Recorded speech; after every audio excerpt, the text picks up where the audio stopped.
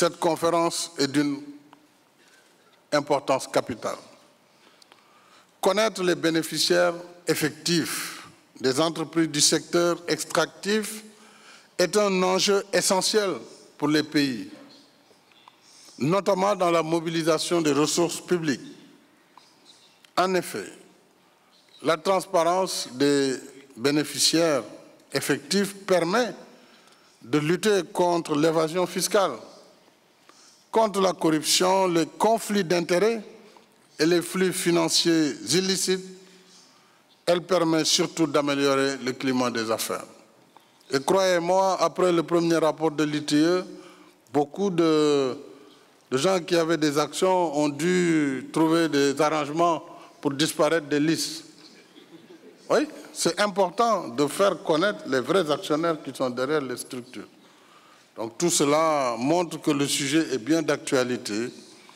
Et je voudrais donc vous dire que, comme vous l'avez rappelé, selon toutes les estimations, les pays en développement perdraient plus de 1 000 milliards de dollars chaque année en raison de la corruption, en raison des transactions illégales, en raison, bien sûr, de l'évasion fiscale, dont beaucoup impliquent des sociétés anonymes. Aussi, selon le rapport 2015 du groupe de haut niveau sur les flux financiers illicites en provenance de l'Afrique, le continent à lui tout seul perd en moyenne entre 50 et 65 milliards de dollars chaque année à cause des flux financiers illicites. C'est combien de fois le montant de la dette publique?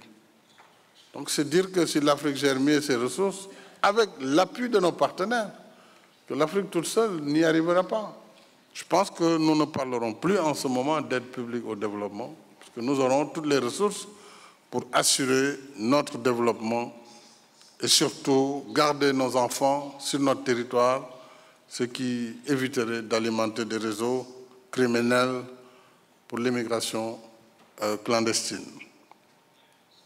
Par ailleurs, le rapport sur la gouvernance en Afrique de la Commission économique pour l'Afrique, publié également cette année, en 2018, indique que le secteur extractif est le secteur le plus exposé.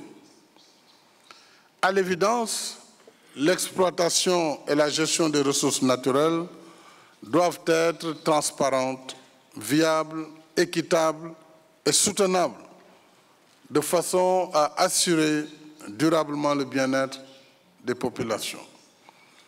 Il était dès lors impératif pour l'Afrique de s'engager dans la mise en œuvre de la propriété effective. Cette conférence nous donne l'occasion d'échanger sur nos expériences liées au cadre juridique et au registre public visant à collecter et à publier des informations concernant les propriétaires réels des entreprises extractives. Je voudrais donc encourager les pays africains qui mettent en œuvre l'ITIE à prendre des actions concrètes permettant la divulgation de la propriété dans les entreprises du secteur.